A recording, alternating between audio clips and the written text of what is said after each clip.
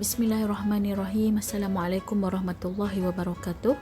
Baiklah, pada pembelajaran kita pada hari ini, saya akan sambung mengenai aplikasi elektrolisis dalam industri di Malaysia. Okey, terdapat beberapa aplikasi elektrolisis dalam industri di Malaysia. Yang pertama adalah pengekstrakan logam, yang kedua adalah penulinan logam, dan yang ketiga adalah penyaduran logam, dan yang keempat pengolahan air sisa dengan menggunakan elektropenggumpalan ataupun electrocoagulation.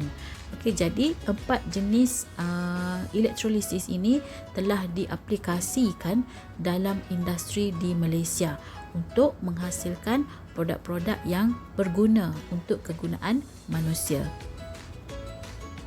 Baiklah, kita lihat yang pertama, okey, mengenai pengekstrakan logam, yang mana logam diekstrak. Okay, logam yang tidak tulen diekstrak untuk mendapatkan logam yang lebih tulen.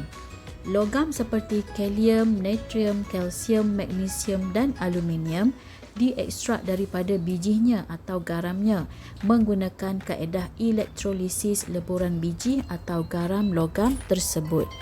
Okey, biasanya hasil yang kita dapat dari dalam bumi secara semula jadi, kita boleh dapat dalam bentuk, contohnya kita dapat biji aluminium ataupun biji timah. Jadi biji aluminium atau biji timah yang saya sebutkan itu, dia adalah campuran.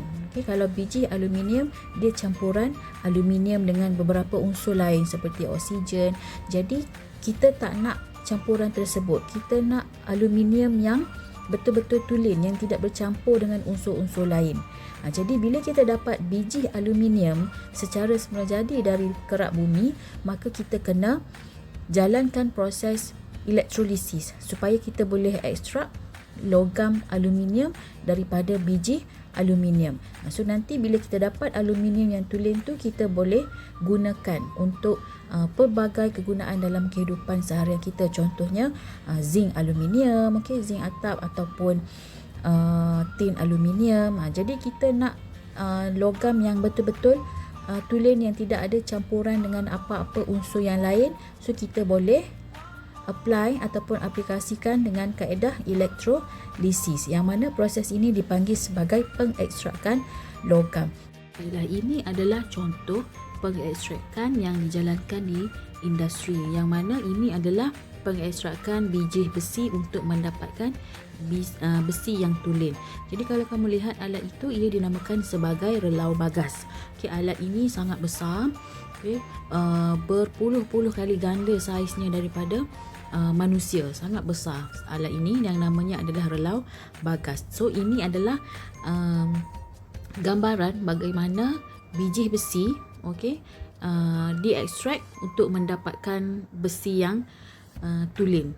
Dan kalau kamu lihat gambar di bawah ini, di mana akan ada dua hasil yang dikeluarkan, iaitu leburan logam yang tulen. Kalau dia ekstrak biji besi, dia akan dapat besi yang tulen dah. Dan yang selebihnya adalah sangga, iaitu sangga ni adalah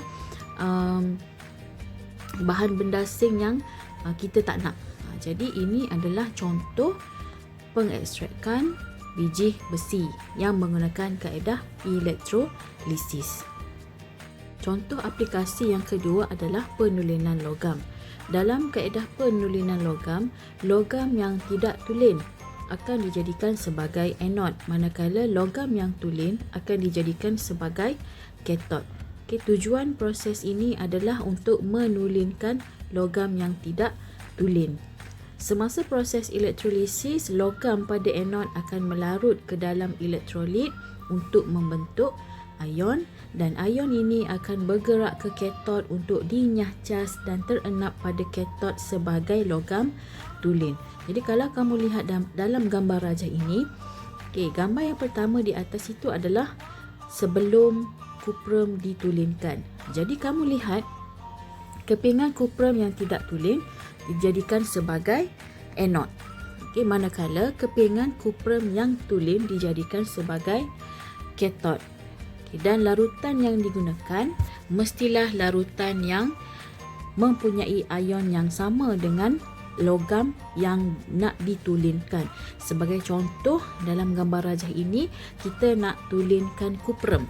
Okey, kita nak tulinkan kuprum, maka larutan yang digunakan adalah mesti larutan kuprum. Contohnya larutan kuprum 2 sulfat. Okey, sebab kalau kamu tengok dalam gambar tu, dia gambar tu yang bahagian anode ini, okey, saiz dia macam ni. Sebab apa? Sebab dia adalah kuprum yang tidak tulen.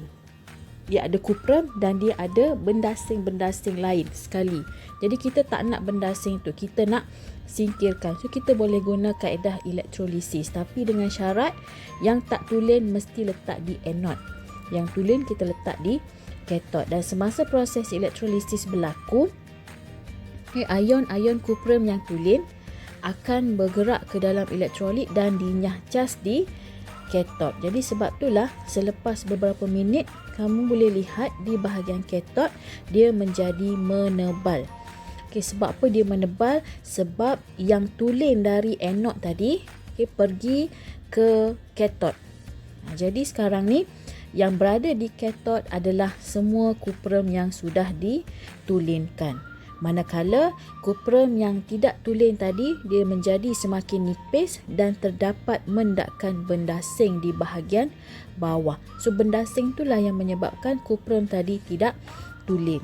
Jadi yang tak tulen akan menjadi mendakan di bahagian bawah sebagai bendasing, dan yang tulen akan bergerak dan dinyah cas di kathod. So kita dapatlah tulenkan logam yang tidak tulen, okay, dengan menggunakan kaedah elektrolisis.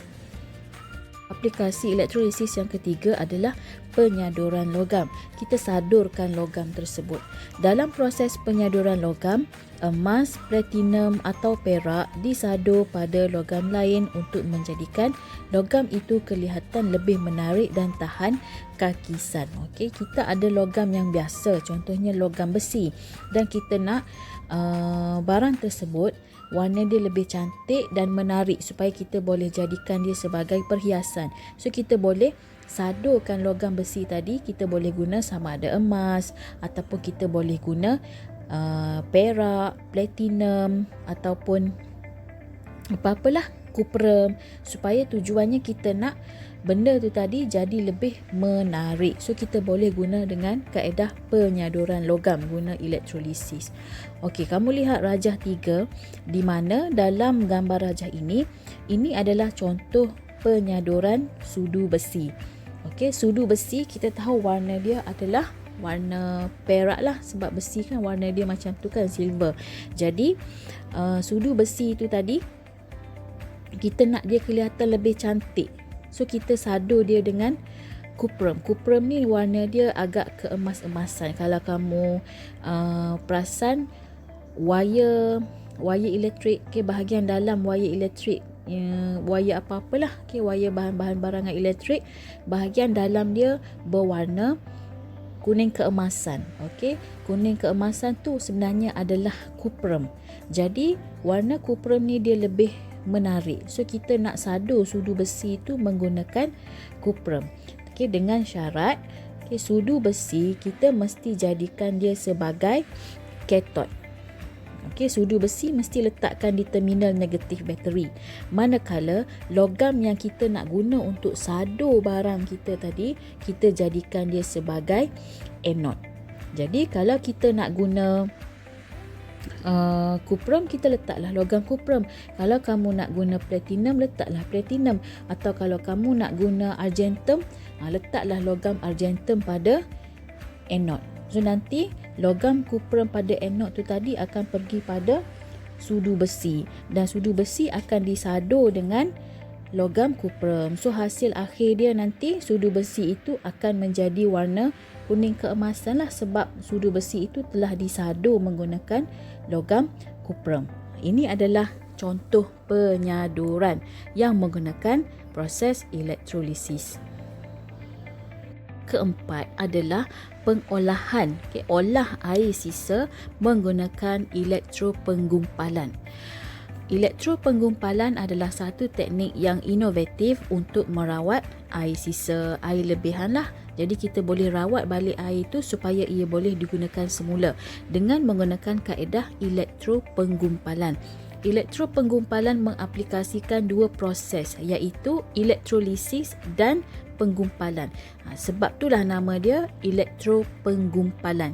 Dia melibatkan proses elektrolisis dan penggumpalan.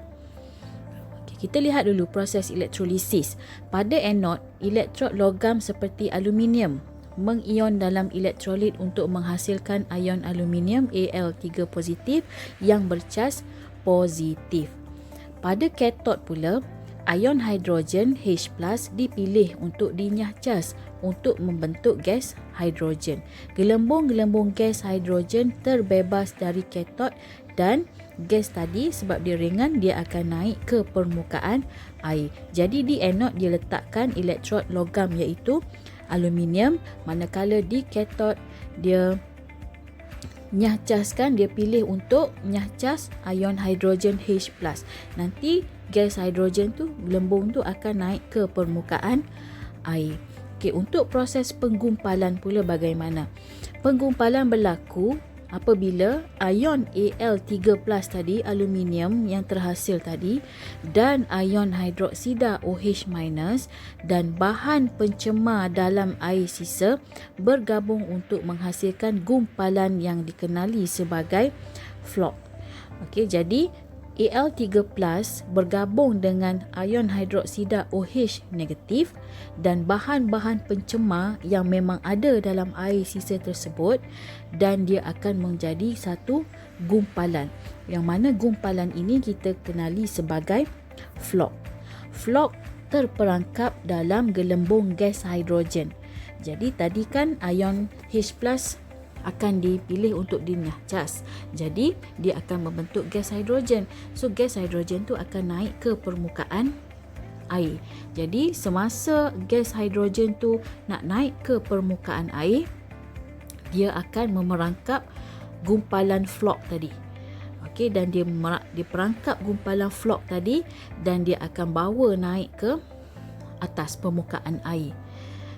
Flok yang selebihnya yang tidak terperangkap di dalam gelembung gas hidrogen tadi akan tenggelam dan terkumpul pada dasar. Jadi kamu lihat dalam rajah 6.12 itu adalah gambaran bagi proses elektropenggumpalan, di mana anod dia gunakan sebagai aluminium tu dijadikan sebagai anod. Okey, dan dia akan membentuk Al3+, manakala bahagian katod pula diguna karbon. Jadi ion H+ dipilih. So bila ion H+ dipilih, dia membentuk gelembung gas hidrogen. Dan gelembung gas hidrogen ini sifat gas dia lebih kurang tumpat kan. Dia kurang tumpat, so dia akan naik ke permukaan air. So sambil dia nak naik ke permukaan air tu, dia akan bawa sekali gumpalan flok yang terhasil. Jadi bahan pencemar yang ada dalam air tu akan dibebaskan keluarlah daripada air, dan bagi flok yang tidak terperangkap dalam gelembung gas, okay, dia akan termendak dan tenggelam pada dasar bekas tersebut. Jadi flok yang tenggelam pada dasar tu nanti kita boleh singkirkan. Jadi air yang sisa yang mempunyai bahan pencemar tadi boleh dirawat untuk dijadikan sebagai air bersih semula dengan menggunakan proses elektrolisis, iaitu proses elektropenggumpalan. Baiklah, setakat itu sahaja untuk pembelajaran kita pada kali ini. Saya harap kamu sudah faham apa itu contoh-contoh aplikasi elektrolisis yang digunakan dalam industri. Baiklah, setakat itu sahaja. Sekian, terima kasih. Assalamualaikum warahmatullahi wabarakatuh.